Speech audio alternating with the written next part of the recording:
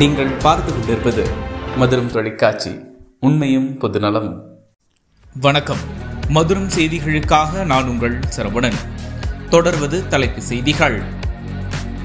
கேரள மாநிலம் வயநாடு மாவட்டம் முண்டக்கை சூரல்மலை என்னும் இடத்தில் பருவமழையின் தீவிரம் காரணமாக மண்ணின் ஈரப்பதம் அதிகரித்து பயங்கர நிலச்சரிவு ஏற்பட்டது.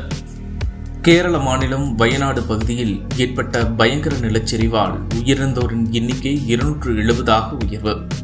இறந்தவர்களின் உடலை கண்ணீரும் கம்பளமாக தேடும் பணி தீவிரம்.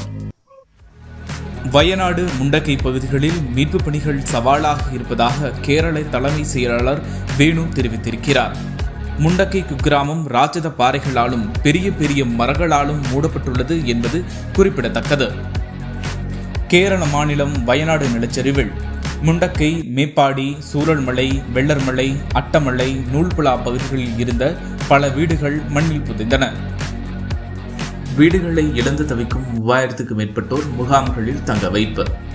50க்கும் மேற்பட்ட வீடுகளை வெள்ளம் அடித்து சென்றதால் உடைமைகளை இழந்து தவிக்கும் முண்டக்கை கிராம மக்கள். வயநாட்டின் முண்டக்கை மற்றும் சூரல்மலை பகுதிகளில் இன்னும் 200 பேர் காணவில்லை என தகவல்.